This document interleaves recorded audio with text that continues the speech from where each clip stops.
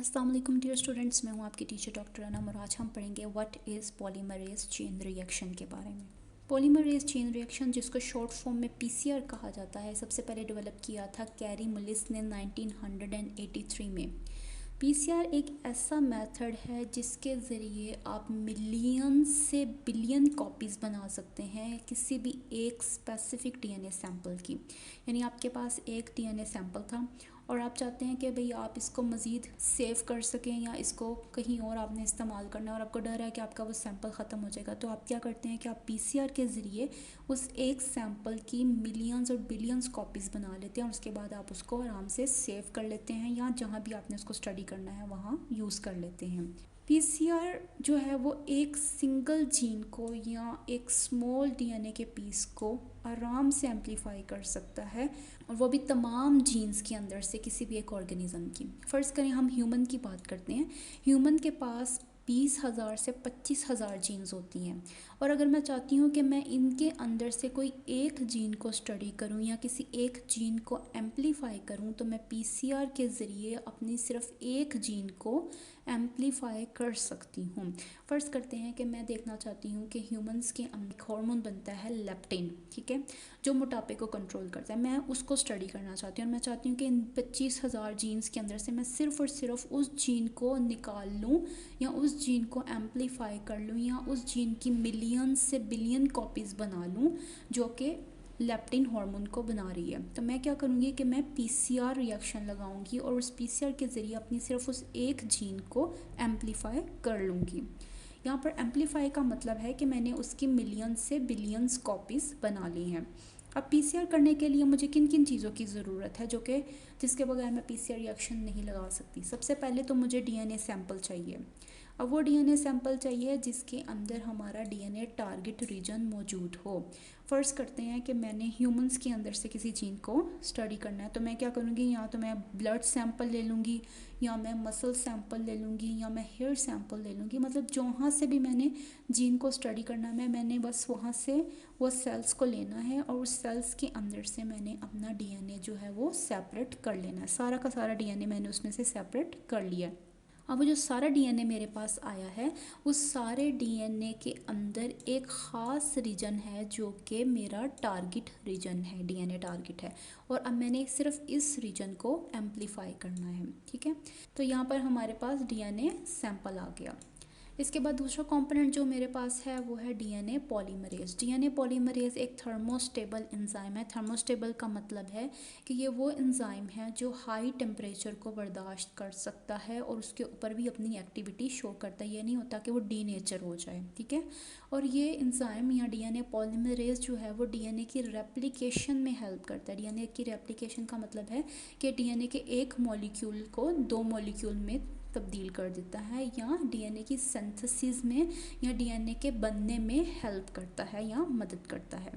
DNA polymerase को normally isolate किया जाता है या निकाला गया है थर्मस इक्वेटिकस से। थर्मस इक्वेटिकस जो है वो एक बैक्टीरिया है जो कि हॉट स्प्रिंग्स में या उस पानी में पाया जाता है जिसका टेम्परेचर बहुत ज़्यादा होता है।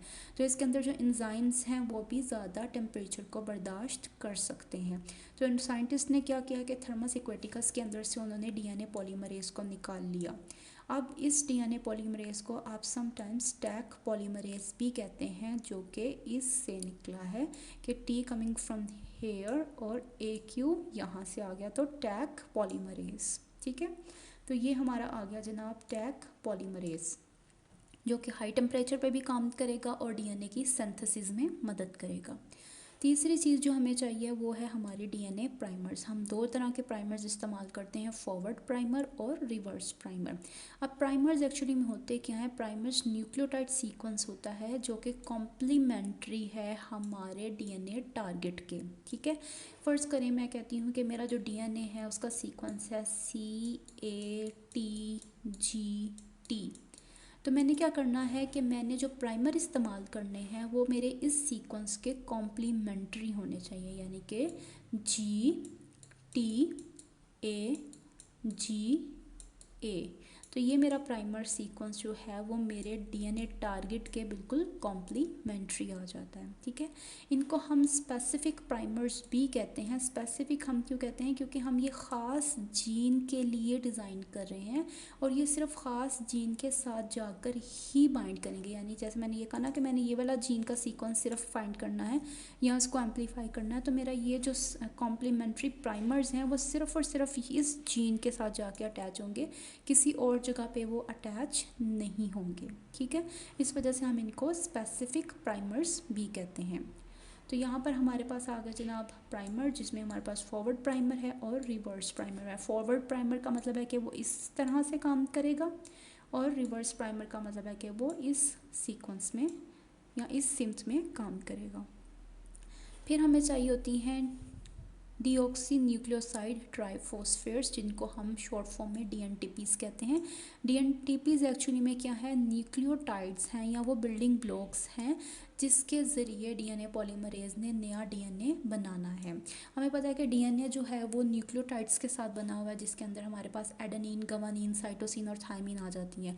तो नया डीएनए बनाने के लिए हमें ये चीज़ प्रोवाइड करनी पड़ेगी। अगर हम डीएनटीपीज़ नहीं ऐड करते हैं तो इसका मतलब है कि हमारा डीएनए नहीं बनेगा, क्योंकि ये डीएनटीपीज़ इसी तरह से काम करेंगी जिस तरह से हम दीवार बना रहे हैं तो उसमें जो ईंटें काम करती हैं। अगर हमारे पास ईंट नहीं है तो हम दीवार नहीं बना सकते। बिल्कुल इसी तरह से अगर हमारे पास डीएनटीपीज़ नहीं है तो हम डीएनए नहीं बना सकते। तो यहाँ पर हमारे पास डीएनटीपीज़ या न्यूक्लियोटाइड्स भी आ गई। ठीक है, इसके बाद हमें जो आखिरी चीज़ चाहिए वो है बफर सॉल्यूशन। बफर सॉल्यूशन जो है वो एक केमिकल इन्वायरमेंट प्रोवाइड करता है जो कि सूटेबल होती है पॉलीमरेज के लिए, यानी कि एक ऐसी इन्वायरमेंट जहाँ पॉलीमरेज आराम से काम कर सकता है। अगर आप बफ़र प्रोवाइड नहीं करेंगे तो पॉलीमरेज काम नहीं करेगा। तो बफ़र आपने प्रोवाइड कर दिया। ठीक है जी, बफ़र क्या होता है? एक लिक्विड सॉल्यूशन होता है जिसके अंदर सारे ऐसे कंपोनेंट्स होते हैं जो पॉलीमरेज के काम करने के लिए ज़रूरी हैं। आपने क्या किया? इन सारे पांचों के पांचों कंपोनेंट्स को, ये पीसीआर ट्यूब होती है छोटी सी, उसके अंदर डाल देना है और उस पीसीआर ट्यूब को बंद करके आपने इस थर्मोसाइक्लर के अंदर उसको लगा देना है। अब थर्मोसाइक्लर में क्या होता है? डिफरेंट टेम्परेचर्स होते हैं और उन डिफरेंट टेम्परेचर्स की वजह से डीएनए पॉलीमरेज या टैग पॉलीमरेज जो है वो डीएनए की कॉपीज़ बनाना शुरू कर देता है। अब सबसे पहले होता क्या है? पहला स्टेप आ जाता है जिसको हम डीनेचरिंग स्टेप कहते हैं और ये 95 डिग्री सेल्सियस के ऊपर होता है। अब आप देखें 95 टेम्परेचर बहुत हाई टेम्परेचर होता है, इसी वजह से हमने यहाँ पर जो इंजाइम यूज़ किया है वो थर्मोस्टेबल है ताकि वो 95 टेम्परेचर को बर्दाश्त कर सके। आपने क्या किया कि आपने डीएनए मॉलिक्यूल लिया। ये डीएनए मॉलिक्यूल जो है वो आपस में जुड़ा हुआ है। जैसे ही फर्स्ट स्टेप आएगा तो क्या होगा कि ये जो डीएनए मॉलिक्यूल के दोनों स्ट्रैंड्स हैं वो एक दूसरे से अलग हो जाएंगे। ठीक है जी, ये हमारा एक स्ट्रैंड आ गया और ये हमारा दूसरा स्ट्रैंड आ गया। इसीलिए हम इसको डीनेचरिंग का प्रोसेस कहते हैं, क्योंकि इसके अंदर डीएनए डीनेचर हो गया है या डीएनए के दोनों स्ट्रैंड एक दूसरे से अलग हो गए हैं। फिर हमारे पास आ जाता है दूसरा स्टेप जिसको हम कहते हैं annealing step. Annealing step 55 temperature के ऊपर होता है और इसमें क्या होगा कि जो हमारे डीएनए प्राइमर्स हैं वो हमारे डीएनए स्ट्रैंड के साथ जाकर अटैच हो जाएंगे। तो आप यहाँ पर देखें, ये प्राइमर यहाँ पर अटैच हो गया और ये प्राइमर यहाँ पर अटैच हो गया। आप देख सकते हैं इस जगह पर ये अटैच नहीं हुए क्योंकि ये प्राइमर्स कॉम्प्लीमेंट्री हैं सिर्फ और सिर्फ इस एरिया के, तो इस वजह से वो इसके साथ जाकर अटैच हुए हैं। ठीक है, वरना वो कहीं और पर भी अटैच हो सकते थे लेकिन वो नहीं होंगे क्योंकि आपने ख़ास तौर पर उनको कॉम्प्लीमेंट्री बनाया है इस ख़ास रीजन के लिए। तो ये अनीलिंग स्टेप में क्या हुआ जी कि हमारे प्राइमर्स अटैच हो गए साथ आके। अब क्या आया? हमारा अगला स्टेप आ जाता है जिसको हम कहते हैं सिंथेसाइजिंग स्टेप या किसी चीज़ के बनने का स्टेप। इसमें क्या होगा? इसमें हमारा डीएनए बनेगा और ये टेम्परेचर है जी 72 डिग्री सेल्सियस। इसमें क्या आएगा? हमारा जो टैग पॉलीमरेज था वो इस प्राइमर के साथ जाकर अटैच हो जाएगा और जैसे ही अटैच होगा तो जो न्यूक्लियोटाइड्स हमने ऐड की हैं उनको एक एक कर डीएनए के साथ जोड़ना शुरू कर देगा। तो आप यहाँ देखें कि ये न्यूक्लियोटाइड्स इसके साथ अटैच होना शुरू हो गई हैं। अब ये वाला जो रिएक्शन है वो इस सिम्थ में जाएगा और जो ये वाला रिएक्शन है वो इस सिम्थ में जाएगा, यानी कि ये फॉरवर्ड में चला गया और ये रिवर्स में चला गया। तो जैसे जैसे टैग पॉलीमरेज आगे की तरफ मूव करता जाएगा न्यूक्लियोटाइड्स ऐड होती जाएंगी और ये हमारा जो सिंगल स्ट्रैंडेड डीएनए था वो डबल स्ट्रैंडेड डीएनए में तब्दील हो जाएगा। तो आप यहाँ पर देख सकते हैं ये एक हमारा मॉलिक्यूल बन गया और ये हमारा दूसरा मॉलिक्यूल बन गया। स्टार्ट हमने सिर्फ और सिर्फ एक मॉलिक्यूल से किया था कि हमारे पास सिर्फ एक डीएनए मॉलिक्यूल था, लेकिन अब आप देखें सिर्फ एक स्टेप गया है तो हमारे पास 2 डीएनए मॉलिक्यूल्स बन चुके हैं। इस पूरे के पूरे सीक्वेंस को हम 20 से 40 दफ़ा जो है वो दोहराते हैं और उसके बाद हमारा जो एक मॉलिक्यूल है उसकी हमारे पास बहुत सारी कॉपीज़ बन जाती हैं, यानी कि मिलियंस कॉपीज़ आपको मिल जाएंगी। तो इस तरह से आप पीसीआर के ज़रिए अपने एक डीएनए मॉलिक्यूल की मिलियन से बिलियन कॉपीज़ बना सकते हैं। तो ये था हमारा आज का lesson what is polymerase chain reaction पे। अगर इससे रिलेटेड आपके पास कोई क्वेश्चन है तो आप मेरे से पूछ सकते हैं कमेंट सेक्शन में। मैं मिलती हूँ आपको अगली वीडियो में।